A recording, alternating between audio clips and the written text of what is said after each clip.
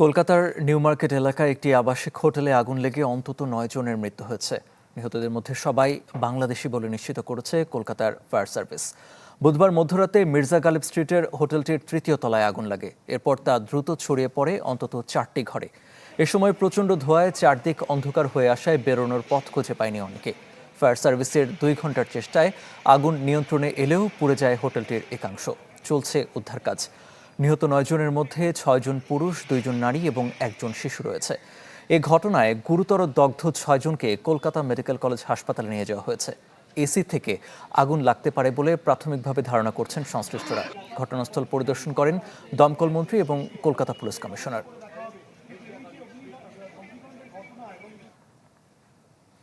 দর্শক, এ ব্যাপারে আরও জানাতে কলকাতা থেকে যুক্ত হচ্ছেন সহকর্মী শুভজিৎ পত্তুণ্ড। শুভজিৎ, আগুন কয়টা নাগাদ লেগেছে, এ ব্যাপারে কি জানতে পেরেছেন এবং কারণ এবং নিহতদের পরিচয় শনাক্ত হয়েছে কিনা, এ ব্যাপারে কি জানতে পেরেছেন? নগদ নিয়ে এলো হার না মানা হার অফার। সর্বনিম্ন 10,000 টাকা রেমিটেন্স নগদে পাঠালে থাকছে স্বর্ণের হার জেতার সুযোগ।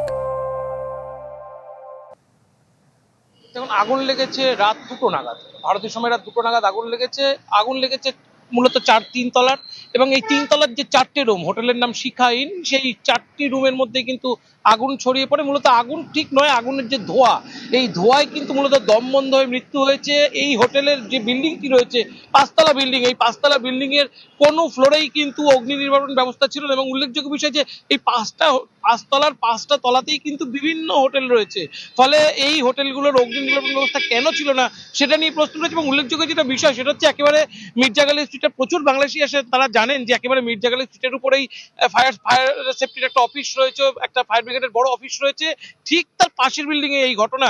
অর্থাৎ দমকলের নাকের ডগায় বসে থেকে সেখানে ফায়ার ব্রিগেডের কোন রকম সেফটি, তাদের যে গাইডলাইন সেই ফলো করা হয়নি, যার ফলে কিন্তু এই গাফিলতির জেরেই কিন্তু মূলত এই মৃত্যু। এবং 9 জনের যে মৃত্যু হয়েছে তার মধ্যে 9 জনের মৃত্যু কিন্তু ফায়ার সেফটি বলছে যে 9 জনই বাংলাদেশি, তবে এখন পর্যন্ত বাংলাদেশ দূতাবাস বা পুলিশ এরা কেউ নিশ্চিত করছে না, তারা আরো বেশ কিছুটা সময় নিতে চাইছে। কারণ এই হোটেলে আগুন লাগার পর হোটেলের যারা কর্মী ছিল তারা প্রত্যেকেই পালিয়ে গিয়েছে, হোটেলের মালিক তিনি পালিয়ে গিয়েছেন, ফলে যারা আবাসিক যারা ছিলেন তাদের যে লিস্ট, নামের লিস্ট, সেই তালিকা পাওয়া সম্ভব হয়নি। মোট 19 জন এই হোটেলে ছিল বলে এখনো পর্যন্ত জানা গেছে। গোটা বিল্ডিং এ প্রায় 60 জন ছিল, প্রত্যেকেই প্রায় অসুস্থ।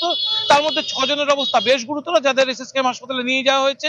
বাকিদের কিন্তু একেবারেই যেটা বলা হচ্ছে যে তারা কিন্তু বেশ আতঙ্কিত, যারা এখনো পর্যন্ত জীবিতভাবে তারা বেরিয়ে আসতে পেরেছে তারা প্রচন্ড আতঙ্কিত। তারা বলছে ফায়ার সেফটি ডিপার্টমেন্ট যদি খুব তাড়াতাড়ি মুভ না করতো, অর্থাৎ এই ফায়ার সেফটি অফিস যদি পাশাপাশি না থাকতো, তারা যদি দ্রুততার সঙ্গে মুভ না করতো, যে সরু গলির মধ্যে এই হোটেলগুলো তৈরি হয়েছে বা যে সরু সিঁড়ির মধ্যে, সেখান থেকে কিন্তু খুব মানুষের যে মৃত্যু, অনেক বেশি মানুষের মৃত্যু হওয়ার সম্ভাবনা সেটা কিন্তু প্রবল ছিল। প্রত্যেকেই বলছে যেহেতু ঘুমের মধ্যে ছিল, রাত 2টোর সময় প্রত্যেকে প্রায় ঘুমের ঘরে ছিল, এবং ঘুমের মধ্যে যে ধোঁয়া, সেই ধোঁয়া কার্যত তাদের দম বন্ধ করে দিয়েছিল। সেই অবস্থায় বাইরের যে কাজ বা বাইরের যে ডেকোরেশন, সেই ডেকোরেশন ভেঙে ল্যাডার নিয়ে ফায়ার সেফটি ডিপার্টমেন্টের যারা অফিসার তারা সেখানে প্রবেশ করে, এবং সেখান থেকে তারা একে একে মানুষজনকে উদ্ধার করার যে কাজ এবং ধোঁয়া একদম হোটেলের মধ্যে থেকে ধোঁয়া বের করে দেওয়ার যে কাজ, সেটা কিন্তু রাতেই শুরু করে। তারপর থেকে কিন্তু অনেকেই কিন্তু প্রাথমিক চিকিৎসা স্থানীয়ভাবে হোটেলের পাশ থেকেই দেওয়া শুরু হয়, এবং 6 জনকে হাসপাতালে নিয়ে যেতে হয়, তাদের সেখানে চিকিৎসা চলছে। সব মিলিয়ে একটা গাফিলতির যে চিত্র সেটা উঠে এসেছে, এবং তারপরেই কিন্তু হোটেল অ্যাসোসিয়েশন নিউ মার্কেট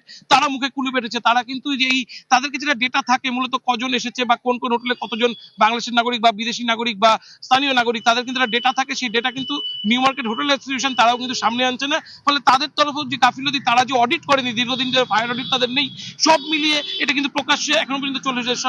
একটা এই মুহূর্তে পুলিশ কিন্তু কর্ডন করে রেখেছে বাইরেটা, ফলে সেই এলাকার মধ্যে হোটেলের মধ্যে যাওয়া সম্ভব হচ্ছে না। বাইরের থেকে পুলিশ তদন্ত চালানোর যে কাজ সেটা শুরু করেছে। অন্যদিকে দূতাবাস তারা কিন্তু থানার সাথে যোগাযোগ করা শুরু করেছে। মৃতদের যে পরিচয়, সেই পরিচয় তারা জানার কাজ চলছে, কারণ এর মধ্যে যদি কোনো বাংলাদেশি নাগরিক থেকে থাকে, বাংলাদেশে তাদের পরিবার বা স্বজনকে সেই তথ্য জানাতে হবে। সেই তথ্য কিন্তু এখনো পর্যন্ত দূতাবাসের তরফ থেকেও কিন্তু বাংলাদেশের তরফে কাউকে জানানো সম্ভব হয়নি, বা স্বরাষ্ট্র মন্ত্রণালয়ে যে তথ্য দেওয়ার কাজ সেটাও কিন্তু সম্ভব হয়নি, কারণ পুলিশের তরফ থেকে কোনো ডেটা এখনো কিন্তু হাই কমিশনকে নিশ্চিত করে জানানো হয়নি। এই যে আগুনের যেটা বলা হচ্ছে যে রাত 2টোর পরে কিন্তু আগুন লাগে, সেই আগুন কিন্তু ধীরে ধীরে একেবারে একের পর থেকে 3 তলার থেকে কিন্তু উপরের দিকে উঠতে শুরু করে, এবং এই আগুনের যে ধোঁয়ার গ্রাস সেটা কিন্তু পরপর একের পর এক যে ফ্লোরগুলোকে সেটা নিতে শুরু করে। এখানে একটা প্রশ্ন উঠছে যে বাইরের থেকে যে সেফটি সিকিউরিটির যে বারবার একটা প্রশ্ন বলা হচ্ছিল যে সেফটি সিকিউরিটির এইখানে যে একটা প্রিকশন সেটা কেন মানা হয়নি। নিউ মার্কেট হোটেল স্ট্যান্ডার্ড তারা বলছে তারা কিন্তু প্রতি বছর অডিট করে, কিন্তু এই গত 1 বছর ধরে নির্বাচনকালীন যে ব্যস্ততা, সেই ব্যস্ততার কারণে কিন্তু তারা হোটেলের যে নিরাপত্তা অডিট সেটা তারা কমপ্লিট করতে পারেনি। তবে তাদের পক্ষ থেকে এই মুহূর্তে প্রপার যে ক্লারিফিকেশন সেটা কিন্তু তারা দিচ্ছেন, এবং সংবাদ মাধ্যমের কর্মীদেরও কিন্তু তারা বলছে যে বাংলাদেশিদের এখন ট্যুরিস্ট ভিসা শুরু হয়েছে সবেমাত্র, যারা এসেছে প্রাথমিকভাবে জানা যাচ্ছে সবাই চিকিৎসা নেওয়ার জন্য মেডিকেল ভিসা এসেছে, এবং এই অবস্থায় যদি কোনোভাবে এই বাইরে ডেটা যায় সেক্ষেত্রে বাংলাদেশিরা কিন্তু নিউ মার্কেট থেকে সরে যেতে পারে এমন একটা আশঙ্কা তারা করছে। হয়তো এই কারণেই তারা যে ডেটা দেওয়ার কাজ সেটা তারা করছেন না। তবে যেটা মনে করা হচ্ছে আর কিছুক্ষণ পরে হয়তো থানা থেকেই অর্থাৎ নিউ মার্কেট পুলিশ স্টেশন থেকেই হয়তো এই মৃতদের যে পরিচয় সেটা অফিসিয়ালি জানানো হবে, এবং তারপরে তো দূতাবাসের তরফ থেকেও এই মৃতদের ব্যাপারে নিশ্চিত কিছু জানানো হবে। শুভজিৎ, ধন্যবাদ আপনাকে। দর্শক, কলকাতা থেকে যুক্ত হয়েছিলেন সহকর্মী শুভজিৎ পুততুণ্ড, জানাচ্ছিলেন সেখানকার পরিস্থিতি।